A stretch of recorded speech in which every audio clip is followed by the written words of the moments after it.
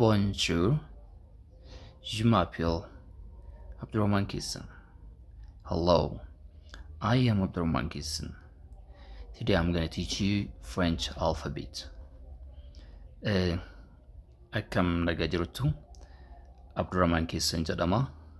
Qubee Faransaay gara afaan Oromootti isin barsiisuudhaaf kutaa kana jalqabee jira. Namni afaan Faransaay qubee irraa kaatanii hanga danda'ame barachuu fedhii qabdan peejii kana follow gochuu hin dagatinaa, akkasumas share gochuun hin dagatinaa. Waan beeknurraa wal barsiisuun baay'isa. Afaan Faransaay afaan Oromoo waliin yaa barannu. Akkasumallee peejiin kun afaan Ingiliffaa karaa afaan Oromootti isin barsiisa. Kissan Academy. It is yours. Let me begin. Alphabet Français. French alphabet. Qubee afaan Faransaay jechuu yookaan qubee Faransaay yaa jalqabu afaan Oromiffaa afaan Ingiliffaan ni beektu kallattumaan amma afaan Faransaayin dubbisaa jechaadha. Inni jalqabaa kun A, B, C, D,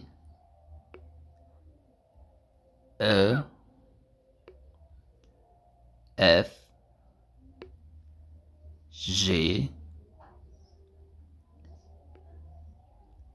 H, I,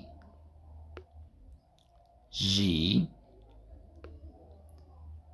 K, L, M, N,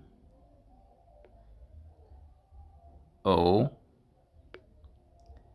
P, Q, R, S, T, U, V, W, X, Y, Z. Let me repeat once. Yeroo tokko irraan deebi'a isinillee irra deebi'uudhaan yaala. Irraan deebi'a. A, B, C, D, E, F, G, H, I, J, K, L, M, N, O, P, Q, S,